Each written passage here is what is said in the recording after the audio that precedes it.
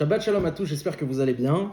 On va se retrouver, si Dieu veut, pour un commentaire sur la paracha de la semaine, la paracha de Bo, paracha qui va être centrale dans le livre de Shemot, puisqu'elle va aborder une notion déterminante, une histoire, un épisode historique du peuple juif, à savoir Yetziat Mitzraïm, la sortie d'Égypte. La sortie d'Égypte, c'est précisément dans cette paracha qu'elle a lieu, Vayhi be'aitzem hayom hazeh.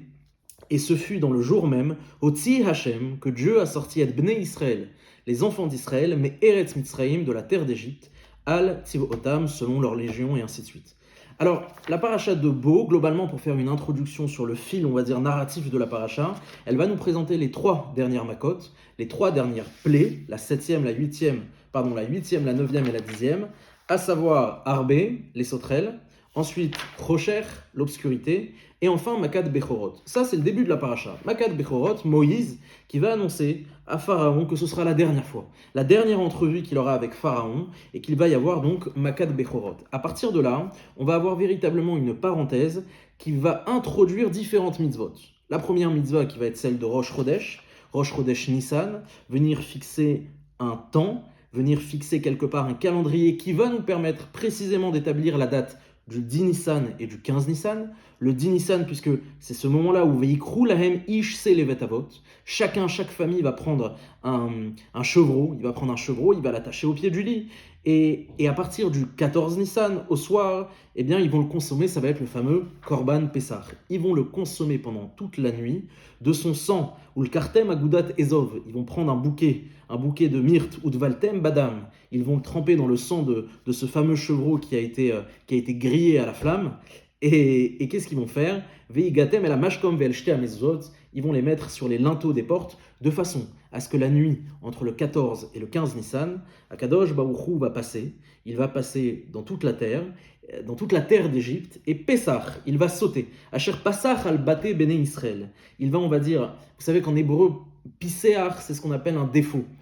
Quelque part, il va faire défaut. Il ne va pas rentrer dans les maisons des Bnei Israël, des enfants d'Israël, Bemitzraïm. Lorsque précisément, Benokfo et Mitzraïm va être Batenu Itzil. Lorsqu'il va venir frapper les Égyptiens de Makad Bechorot, cette fameuse dernière 10e plaie de Makad Bechorot, la mort des premiers-nés. À partir de là, Pharaon va se réveiller en plein milieu de la nuit et il va leur dire: allez, oust, je ne veux plus vous voir.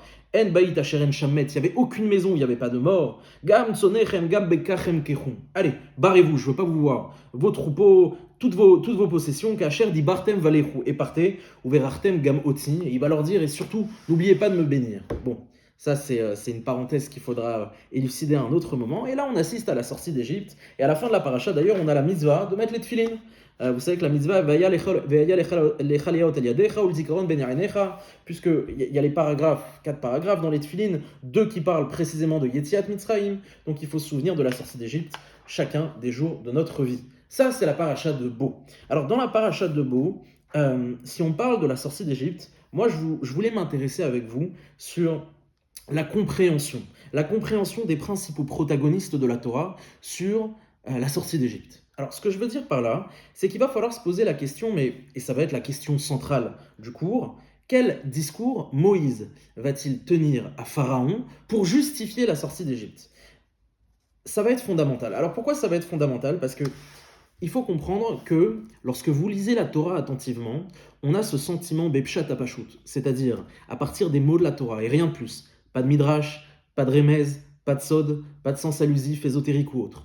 On a le sentiment qu'il y a une forme de flou, un espèce de flou artistique sur les raisons de la sortie d'Égypte. Alors pourquoi je vous en parle? Parce que lorsqu'on vient s'intéresser à ce que va dire Moïse à Pharaon pour demander de sortir d'Égypte, eh ben, il va entretenir un espèce de flou. Qu'est-ce que je veux dire par un flou? Il ne va pas tout à fait être clair sur l'idée du départ définitif des Bnei Israël. À aucun moment donné, Moshe Rabbeinu va justifier à Pharaon le fait qu'il veuille partir définitivement d'Égypte. La seule chose que Moïse va dire à Pharaon, c'est que simplement, ils veulent servir à Kadosh Baruch Hu. La seule raison pour laquelle ils veulent sortir d'Égypte, ils veulent sortir derrière Shevochet Yamim, ils veulent sortir à une distance équivalente de 3 jours de marche, et à partir de là, être Orved Hashem. Pouvoir, Ve'asinu l'Hashem Elokenu. Zvachim, Ve'olod, Ve'asinu l'Hashem Elokenu. C'est-à-dire que Moïse, la seule fois, la seule raison qu'il va invoquer vis-à-vis de Pharaon pour sortir d'Égypte, c'est globalement la liberté de culte. La seule chose qu'on souhaite, Pharaon, c'est simplement pouvoir sortir d'Égypte pour pouvoir célébrer notre Dieu. C'est ça qu'on veut. Et effectivement, lorsqu'on retourne depuis la paracha de Shemot et qu'on voit la première confrontation entre Moïse et Pharaon, la première, que nous dit Moïse, Shalach et ami ve yahoguli bamidbar. Shalach et ami. Dieu a dit qu'il fallait renvoyer mon peuple. Donc on parle évidemment du peuple d'Akadosh Baruch Hu. Ve yahoguli bamidbar. Pour qu'il puisse me servir, me faire la fête dans le désert. C'était ça l'objet. Et à chaque fois que Moïse va vouloir justifier à Pharaon la sortie d'Égypte, il va lui parler du fait de pouvoir faire des sacrifices. Et ça va entretenir un flou énorme, une incompréhension sur le fait de est-ce que les Bnei Israël vont revenir ou pas. Et Pharaon, on voit qu'il est traversé par cette problématique. Parce que la première fois, et c'est ça qui est intéressant souvent, par rapport aux réactions de Pharaon, on s'arrête souvent au fait que soit il a dit oui, soit il a dit non. Mais en vérité, il y a des fois où Pharaon il va faire des compromis, il va négocier. Il y a exactement dans 3 occurrences, il y a 3 plaies, Pharaon il va avoir une position intermédiaire. Oui, mais à condition que. La première fois que ça survient, c'est dans la paracha de la semaine dernière, la paracha de Vaera, au moment de la plaie de Harov. Harov, c'est ce qu'on appelle la plaie des bêtes sauvages. À ce moment-là, Pharaon va dire Vaikra Pharaon el Moshe ou Aaron, les roues, allez, partez. Zifrou l'Elohechem ba'aretz. Par contre, allez-y, faites des sacrifices ba'aretz, sur la terre d'Égypte. Ça veut dire que Pharaon, il a compris que la seule revendication de Moïse pour sortir d'Égypte, c'est de pouvoir faire des sacrifices. Et regardez la réponse que va apporter Moïse, qui est absolument, qui est perturbante. Il va lui dire, Vayomer Moshe lo nachon la rasotken. T'as raison, Pharaon, c'est ce qu'on veut, mais on ne peut pas véritablement le faire. Pourquoi? Parce que c'est une abomination pour les Égyptiens qu'on puisse sacrifier des chevreaux pour Akadosh Baruch Hu. Pourquoi? On va les sacrifier devant eux. Et ils ne vont pas nous tuer, ils ne vont pas littéralement nous lapider. Moïse il dit, mais en fait on va attiser la haine du peuple. T'as raison, Pharaon. Techniquement, il n'y aurait pas de problème. Le seul souci, c'est que on va prendre leur Dieu, on va l'égorger devant eux, mais ils vont nous tuer. Je ne sais pas si vous vous rendez compte de ce qu'est en train de dire Moïse. C'est qu'il est en train de valider le fait que si ce n'était la haine des Égyptiens ou la haine qu'on aurait pu attiser, il n'y aurait pas de problème. On serait resté en Égypte et on aurait fait les sacrifices. Et Nigmara Sipour, il n'y a pas de sortie d'Égypte. C'est très étrange. Et raison pour laquelle il va justifier Derer chez Loshet Yamim. Laisse-nous partir 3 jours de distance. Neler Bamidbar, on va dans le désert, Vezavachnu Lacham Elokenu Kaasher Yomar Elenu. Et on fait des sacrifices. Évidemment, Moïse, s'il explique qu'il va partir durant 3 jours, et pas plus, s'il donne bien une limite, une distance, c'est qu'il suppose qu'il va revenir. Et ça, il faut bien le comprendre dans le pshat. C'est-à-dire que si Moïse veut évoquer à Pharaon un départ définitif, Pharaon, on part d'ici, on sort d'ici. Ça n'a pas d'intérêt qu'il lui dise, on veut partir à 3 jours de distance. Derrière chez Loshet Yamim. Il faut savoir qu'à chaque fois qu'il va lui parler, il va invoquer cette distance. Mais si je veux partir définitivement, Mimanafchar, que je parte 3 jours ou que je parte 10 jours, je pars définitivement, ça te change quoi? Donc le fait de dire derrière chez Loshet Yamim, qu'à chaque fois Moïse, lorsqu'il va voir Pharaon, il lui dit on va partir durant 3 jours, ça suppose évidemment, mistama mipshat apashut, qu'il revienne. Mais d'un côté, il ne le dit pas explicitement. C'est-à-dire que, et c'est là où on a une espèce de zone d'ombre, Pharaon se dit, ils veulent partir 3 jours, ils veulent faire leur sacrifice. S'ils partent 3 jours, s'ils me donnent une distance, c'est précisément pour qu'ils reviennent. Mais il ne le précise pas non plus. Et à aucun moment donné, ça ne va être précisé. À aucun moment donné, Pharaon va demander, vous revenez bien? Et à aucun moment donné, Moshe va lui dire, on part définitivement. Cherchez dans le texte, il n'y a pas de problème. Si vous avez une preuve, vous me l'apportez. Aucun souci. En tout cas, j'ai cherché, j'ai pas trouvé. Ou du moins, j'ai cherché et j'ai trouvé qu'il ne lui dit pas. La deuxième fois où Pharaon va négocier, et ça vient nous révéler quel était le projet, quelle était la revendication de Moshe Rabbeinu vis-à-vis de Pharaon, c'est précisément à la Maka de Harbé. La Maka de notre paracha, la première, les sauterelles. Paracha de la semaine. Vaïma'er paro likro les Moshe ou Aaron. Il va aller voir Moshe et Aaron. Alors pardon, non, c'est pas à ce moment-là. Ah voilà, c'est à ce moment-là. Il va lui dire, Vayomer Moshe, pardon, Vayushav et Moshe et Aaron. Il a rappelé Moïse et Aaron. Et il leur a dit la chose suivante. Vayomer alehem, lechu ivdu et Hashem Elokechem. Lechu, partez. Ve'ivdu et Hashem Elokechem, vous allez servir votre Dieu, parachat de la semaine. Mi va mi haolechim. Qui est-ce qui part? Qui est-ce qui y va? Et Moshe Rabbeinu de lui répondre, bin arenu viskenenu neler. Non seulement nos enfants, mais également les personnes âgées, bevanenu, vivnotenu, les garçons, les filles, betsonenu, vivkarenu, kichag, Hashem lanu. Tout le monde, il y a tout le monde qui part. Et ce qui est très étrange, c'est que, écoutez bien ce que va leur répondre Pharaon. Il va leur dire, Yehichen Hashem imachem, allez, pas de problème. Yavo alav bracha, yavo alehem bracha. Que Dieu soit avec vous. Kasher hachal aretrem ve'et apechem, reu, regardez, ki ra'a neged penechem. Ra'a neged penechem, littéralement, il y a du mal qui se tient devant vous. Et il y a certains Mefarshim qui expliquent, parce que cette phrase, elle est quand même énigmatique, mais certains Mefarshim veulent expliquer qu'à ce moment-là, Pharaon a peut-être compris qu'il voulait partir définitivement. S'ils reviennent, il n'y a a priori aucune raison qui justifierait qu'ils prennent les enfants, les nourrissons. Mais qu'est-ce que tu vas faire à Avodat Hashem? Tu vas servir Dieu. Qu'est-ce que tu as besoin des nourrissons? La dernière fois qu'il y a eu quelqu'un qui a voulu partir d'Égypte et qui a donné précisément une garantie de retour, c'était qui? C'était Yosef lui-même. À la fin de la paracha de Vayechi, la dernière paracha du livre de Bereshit qui va introduire le livre de Shemot, lorsque Yosef part pour aller enterrer son père Yaakov en Eretz Kenaran, que nous dit la Torah? Elle nous précise précisément Vechol bet Yosef ve'echav uvet aviv. Tout le monde est parti. Rak, à l'exception, Tapam, Vetsonam, Ufkaram. Précisément, bizarrement, la Torah le précise. Les enfants, Tsonam, le menu bétail, Ufkaram et le gros bétail. Arazez-vous Be'eretz Goshen. Ils l'ont laissé, ils l'ont abandonné là-bas, Be'eretz Goshen. Mais parce qu'en vérité, c'est une garantie de retour. Si je laisse mes enfants et mes richesses, c'est qu'à un moment donné, je vais revenir. Et là, Moshe Rabbeinu, qu'est-ce qu'il nous dit? Précisément, il va reprendre les mêmes termes. Bin arenu ou viskenenu. Betsonenu ou vivkarenu. Non seulement le menu bétail et le gros bétail. Regardez. Les mêmes arguments qui ont été utilisés de manière implicite vis-à-vis de Yosef pour qu'il puisse revenir, demander l'autorisation à Pharaon de quitter la terre d'Égypte pour aller enterrer son père et de revenir, ces mêmes arguments, Moïse va les utiliser pour dire « T'inquiète pas, on y va juste 3 jours ». Et donc vous comprenez qu'il y a une espèce de malentendu. Au point où Pharaon lui dit « Reu ki ra'a neged penechem ». Ra'a neged penechem. Il y a du mal qui se profile devant vous. Vous êtes des menteurs. Qu'est-ce que vous êtes en train de me faire? Tu es en train de me faire croire que tu as envie de partir 3 jours et tu as envie de revenir. Arrête de me mentir. Soyez honnête une seule seconde. Lochen lechuna hagevarim ve'avdu et Hashem. Lochen, c'est pas comme ça que ça se passera, leur dit Pharaon. Lechuna hagevarim ve'avdu et Hashem. Uniquement les hommes. Kiota hatem mevakshim. Écoutez bien ce qu'il dit Pharaon. C'est ça que vous demandez. Kiota hatem mevakshim. Qu'est-ce que vous demandez? Vous demandez de servir votre Dieu ou de fuir l'Égypte? Sois honnête, Moshe. Moshe Rabbeinu, sois honnête. Dis-moi la vérité. Depuis le début, depuis la première plaie, Dam, Tzfardéa, Kinim, tu ne cesses de me dire que tu as envie de partir pour aller servir ton Dieu. Alors qu'est-ce que tu as besoin des autres?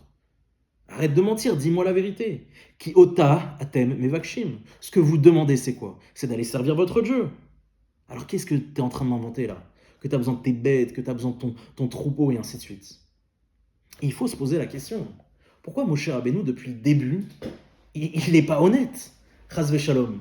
Pourquoi il lui dit pas la vérité? Pourquoi il est obligé à chaque fois de lui dire derrière Sheloshet Yamim, on part 3 jours. Vezavachnu l'Hashem Elokenu. Et on va faire des sacrifices pour notre Dieu.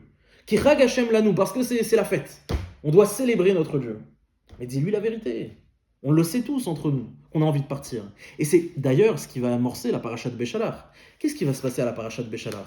La fameuse paracha où Pharaon va se retrouver devant Kriyat Yamsouf, devant la mer Rouge. Mais parce que précisément, qu'est-ce qu'on va dire? On va dire à Pharaon, on va lui dire la chose suivante. Vayugad le melech Mitzraïm. Qu'est-ce qu'on a raconté au roi d'Égypte? Kivarar ha'am. Le peuple, il avait fui. Mais je comprends pas. Tu les as pas laissés sortir? Non, il les a jamais laissés sortir. Il leur a dit, vous partez 3 jours et vous revenez. Et c'est ce qui va expliquer que Pharaon va prendre tous ses chars. Vaikar Sheshmeod Rechev Bachour et ainsi de suite. Et va y avoir l'ultime confrontation sur le littoral de la mer Rouge. Et pourquoi? Qu'est-ce qui lui arrive à Pharaon? Mais parce qu'il prend conscience qu'il s'est fait avoir. Pshat apashut. Vayugad le melech Mitzraïm, qui barach ha'am, vayeafech levav paro va'avadav el ha'am, vayomeru mazot asinu. Mais qu'est-ce qu'on a fait? Kishilachnu et Israël me'ovdenu. On a renvoyé le peuple d'Israël me'ovdenu, de sa servitude. Mais quoi, c'est à ce moment-là que t'en prends conscience? Je comprends pas, ça fait 1 semaine qu'ils sont partis. Kriyat Yamsouf, c'est Jvi Shel Pessah. C'est une semaine après. Pourquoi une semaine? Derrière Shloshat Yamim. Parce qu'il y avait 3 jours. 3 jours pour y aller, 3 jours pour revenir, un jour pour servir. Donc ils devaient être de retour le 7e jour. Ils n'étaient pas de retour. Vayugad les Melech Mitzrayim. Ça vient nous révéler depuis le début qu'on ne sait pas ce qui se trame. Pourquoi Moshe Rabbeinu ne dit pas la vérité à Pharaon? Pourquoi il lui dit mais on veut sortir d'Égypte? Nigmar Asipour, on se barre, c'est terminé. Qu'est-ce qu'il est en train de lui inventer? C'est quoi cette manipulation? Ça, c'est la question principale, la question centrale. Alors, pour essayer d'apporter un élément de réponse, on va essayer de se focaliser sur une question un peu plus globale, mais qui, je vous l'assure, est pas tout à fait anodine, pas tout à fait évidente. Si je vous pose la question, Bepshat Hapashut, d'après le texte de la Torah, d'après les mots de la Torah, d'après les informations que la Torah nous donne, encore une fois, vous m'oubliez, vous me laissez de côté les midrashim, les remazim, les parties ésotériques de la Torah, ça on le laisse. On se pose la question, pour quelle raison Dieu a-t-il sorti les Bnei Israël d'Égypte? Pour quelle raison Dieu a-t-il sorti les enfants d'Israël d'Égypte? Maintenant, je vous invite à faire pause sur la vidéo, réfléchir une seule seconde, et une fois que vous avez vos réponses, vous reprenez la vidéo. Et si vous la reprenez maintenant, c'est que vous voulez les réponses. Mais Pshat Hapashut, c'est-à-dire que dans le texte de la Torah, il y a globalement 3 raisons, et pas plus, qui justifient la sortie d'Égypte, ou du moins qui nous permettent de comprendre pour quelles raisons Dieu a-t-il sorti les Juifs d'Égypte. Alors la première raison, elle nous est dite tout simplement dans la paracha de Shemot, la paracha qui amorce la délivrance, le dévoilement à Moïse. Vaishma Elokim et Naakatam, le Tout-Puissant a entendu et Naakatam, donc la plainte des Bnei Israël, Vaiskor Elokim et Berito, et il s'est souvenu de l'alliance. Là, ici, et Abraham et Israël et Yaakov. On a ici déjà 2 notions, 2 idées, 2 raisons. La première raison, c'est parce que les Bnei Israël souffrent en Égypte. La première raison, c'est parce que les Bnei Israël sont en difficulté, ils sont en esclavage, ils sont malmenés, et c'est ce qui justifie qu'on puisse les sauver. Il faut les sauver de cet état de souffrance. Mais en vérité, lorsqu'on s'intéresse aux psukim, on comprend que ce n'est qu'un moyen. C'est-à-dire que ce n'est pas ce qui justifie Be'etzem, véritablement la sortie d'Égypte. Vaiskor Elokim et Berito et Avraham et Yitzhak et Yaakov. La raison profonde, à ce niveau-là, qui justifie la sortie d'Égypte, c'est parce qu'il y a une alliance, il y a un brit, il y a une joie, il y a un serment, il y a une promesse qui a été faite. Qui a été faite à qui d'ailleurs? Cette promesse, elle a été faite à Abraham, Yitzhak, mais surtout Yaakov. Lorsque Yaakov, qui va initier la descente en Égypte, qui va rejoindre son fils Yosef, qui va le rejoindre en Égypte, que nous dit la Torah? Anochi ered aimecha Mitzrayma, Dieu se dévoile à Yaakov et lui dit c'est moi qui te descendrai d'Égypte. Ve'anochi a'alcha gam a'alo, et c'est également moi qui t'en ramènerai. Et ça, ce serment, cette joie, ce brit, cette alliance, cette promesse, elle a été ancrée dans la conscience des Bnei Israël, au point où, à la fin du Sefer Bereshit, on l'avait vu ensemble, Yosef va leur dire « Dieu ne s'est pas dévoilé à moi, Dieu s'est dévoilé à personne, notre libérateur, il ne nous a pas donné le top départ, et donc, Yomer Yosef Elechab Anochimet, je vais mourir, Velokim Pakod Ifkod Etrem, littéralement Dieu vous considérera, il se souviendra de vous, Ve'aila Etrem Ina Haaretz Hazot. Et il vous montrera, il vous fera monter de cette terre-là, la terre d'Égypte, elle a arrêté Hachan Nishba le Avraham, le Yitzhak ou le Yaakov, à la terre qui a été promise, Nishba, Shevoa, qui a été engagée à Avraham, Yitzhak et Yaakov. Donc il y a ici une notion d'alliance, il y a un pacte, il y a une alliance qui a été faite. À un moment donné, c'est pas notre terre, c'est pas la terre des Bnei Israël. La terre des Bnei Israël, des enfants d'Israël, de Avraham, de Yitzhak et de Israël, de Yaakov, c'est la terre Eretz Kenaan. Donc il faut y retourner. Première raison en vérité. Mais il y a une autre raison. Et cette autre raison, c'est celle qui va être amenée à chaque fois à Pharaon. C'est laquelle? Tout simplement, Ve'ata nelechana derer sheloshet yamim bamizbar venisbecha l'Hashem Elokenu.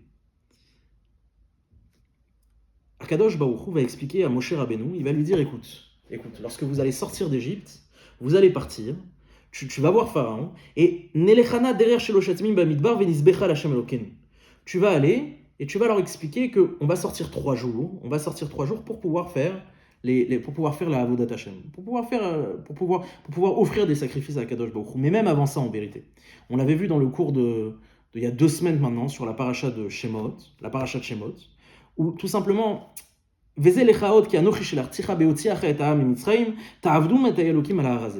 a le sentiment que c'est pour servir à Kadosh Baruch Hu. C'est-à-dire qu'ici, il y a un inyan de Avodat Hashem. Il y a un inyan de service. La raison pour laquelle on est sorti, c'est pour pouvoir pour pouvoir accueillir la présence d'Akadosh Baruch Hu, faire des sacrifices. Ce qui fait qu'en vérité, en fin de compte, on a trois grandes raisons. La raison de l'esclavage, de la souffrance des Bnei Israël, la raison du pacte, de l'alliance, qui pakod ifkod Elokim etrem, Dieu se souviendra de vous. Il y a une alliance. Quoi qu'il se passe, il faut rentrer. Et surtout, il semblerait qu'il y a une dimension de Avodat Hashem. Il faut servir et révéler la présence d'Akadosh Baruch Hu. Trois raisons. La souffrance, la terre, le divin. Avodat Hashem. Mais ce qui est très intéressant, c'est comment ces raisons vont être employées selon les interlocuteurs. Moïse, il doit convaincre deux personnes. Pharaon et les Bnei Israël. Et tout nous porte à croire qu'aux Bnei Israël, les enfants d'Israël, d'Abraham, de Yitzhak et Yaakov, la raison qu'il va invoquer, c'est laquelle? C'est la Avodat Hashem. Les amis, il faut aller servir à Kadosh Baruch Hu. On peut pas en Eretz Mitzrayim. Eretz Mitzrayim. Toravat Mitzrayim, c'est leurs idoles. On va se faire... Veloïs Kelounou, ils vont pas nous lapider. On a besoin d'une liberté de culte. Allez, venez, Avodat Hashem. Tout porte à croire que c'est ce langage qui aurait dû être utilisé. Et vis-à-vis de Pharaon qui est quoi? Qui est un Melech. Pharaon, c'est Melech Mitzrayim, c'est le roi d'Égypte. Vayamot Melech Mitzrayim, Vayanochu ben Israël min Avoda, et ainsi de suite. Et même on l'a vu, Parashat Béchalar, Pharaon, avant d'être un pharaon, c'est Melech Mitzrayim, mais un roi. Il réfléchit en termes de territoire, en termes économiques, et peut-être en termes religieux. Mais un roi, c'est avant tout le roi d'un pays, le roi d'un peuple. Melech Mitzrayim. Et donc à Pharaon, pourquoi les Juifs doivent sortir d'Égypte? Pourquoi les Bnei Israël doivent sortir d'Égypte? Et parce que c'est pas leur terre. On est un peuple qui attend sa terre. C'est pas leur patrie, c'est pas leur nation. Et bizarrement, Moshe va faire l'inverse. C'est-à-dire qu'à Pharaon, il va lui dire, on doit sortir pour Avodat Hashem, pour servir Dieu. Et aux Bnei Israël, qu'est-ce qu'il va leur dire? Il va leur dire,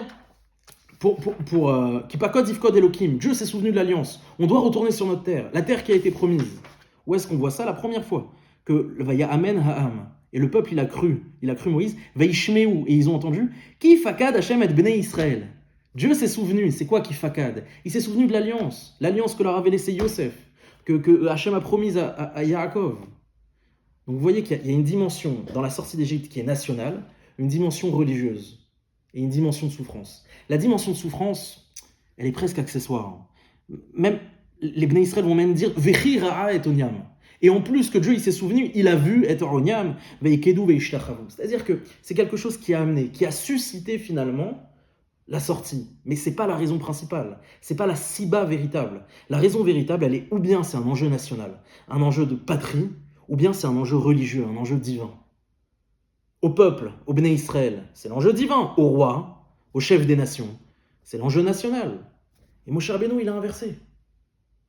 Moshe Rabbeinu, il inverse. C'est pas Moshe Rabbeinu qui inverse. C'est Akadosh Baruch Hu lui-même qui lui dit.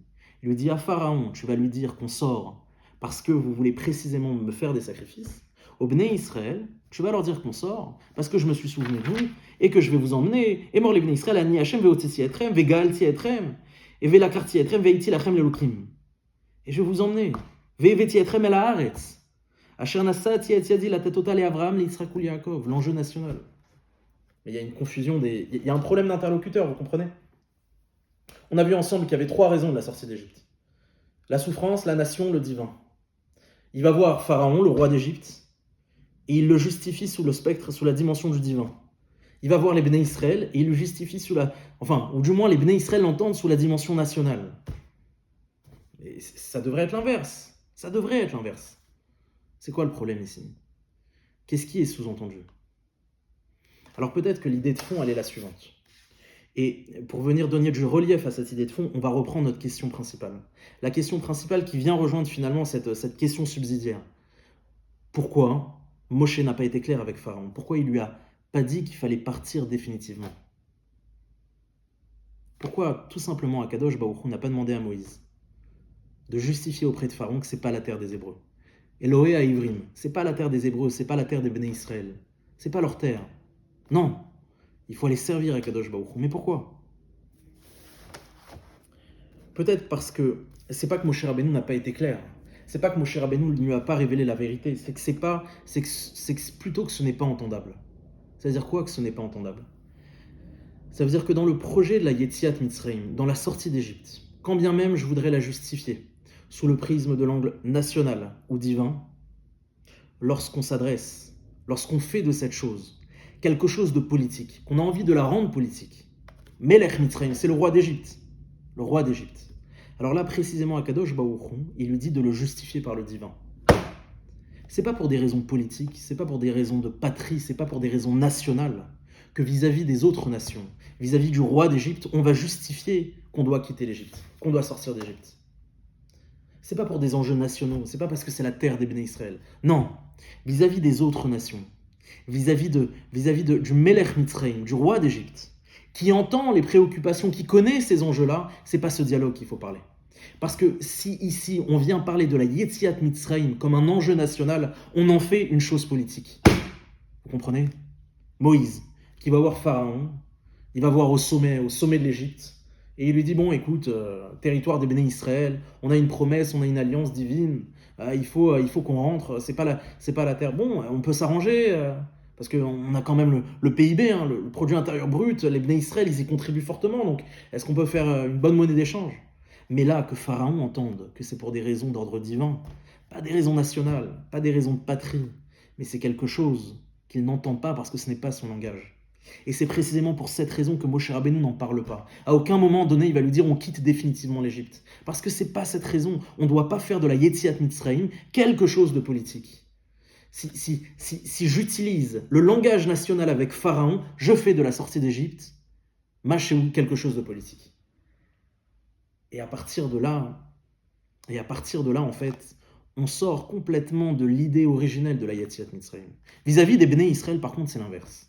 Vis-à-vis des Béné Israël, il faut aller les voir. Il faut aller les voir et leur dire l'enjeu divin, il va avoir lieu. D'ailleurs, Moshe Rabbeinu, à aucun moment donné, il va leur dire c'est pour aller servir à Kadosh Baruch Hu. Je sais pas, à aucun moment donné, Moshe Rabbeinu s'adresse aux Béné Israël et va leur dire c'est pour pouvoir offrir des sacrifices aux Béné Israël. C'est quand même très étrange.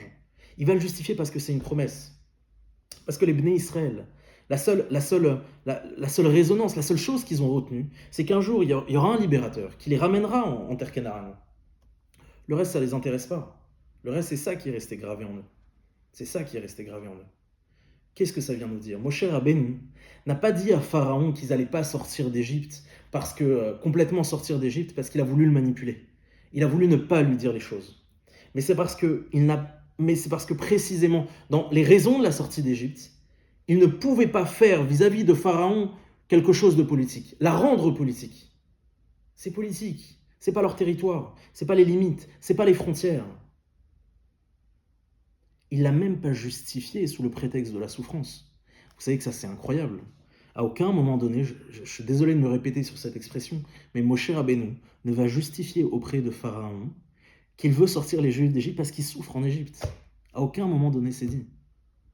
À aucun moment donné, la seule chose qu'il lui dit, c'est on veut aller sacrifier. Au point où, Pharaon, la première fois, il va lui dire, mais attends, qu'est-ce qu'il leur prend ? Nirpi, matem nirpi, mais c'est des fainéants. Ils n'ont pas assez de travail comme ça pour penser à pouvoir sacrifier pour tafriou etam imarasav lechou les sivlotechem.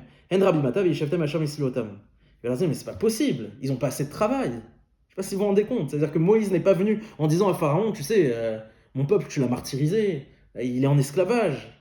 Si à la rigueur, il lui avait dit ça, peut-être que Pharaon aurait dit, bon, écoute, on peut trouver un arrangement, si c'est ça le problème.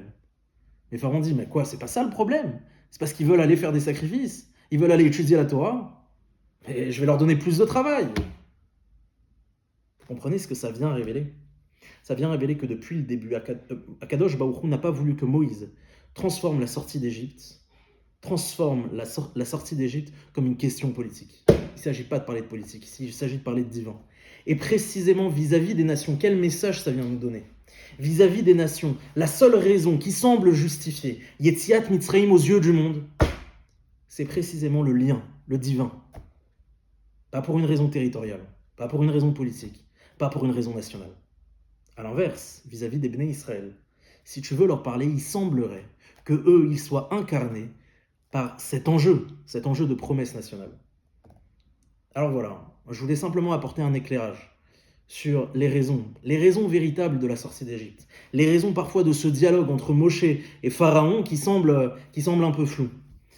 Et surtout, essayez de vous offrir des ouvertures.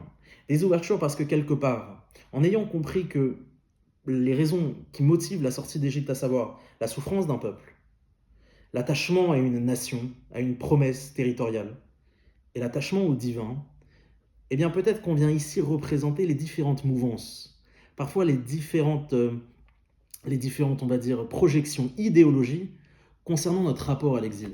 Vous le verrez. Vous le verrez, notre rapport à l'exil. Ah, mais il faut partir. Pourquoi? Parce qu'on souffre. On est en difficulté, on est persécuté. Ah, mais il faut partir. On souffre pas, mais c'est pas ta maison. C'est pas la terre qui a été promise. C'est pas la patrie. L'enjeu de la patrie. Et il y a une dernière notion, peut-être un peu plus élevée, peut-être qui vient transcender cette notion-là, qui est celle de dire mais je me sens limité. Je me sens limité dans ma Avodat Hashem, dans mon rapport à Dieu, dans mon rapport au divin.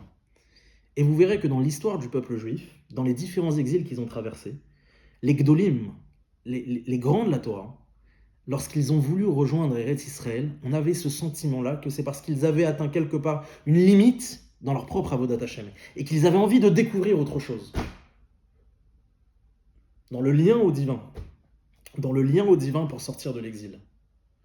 Voyez comment finalement on brasse à travers la notion de la souffrance, la notion de la patrie et la notion du divin, parfois ce qui peut nous motiver véritablement à sortir de l'église, à sortir de l'exil, à sortir de Yetziat Mitzrayim.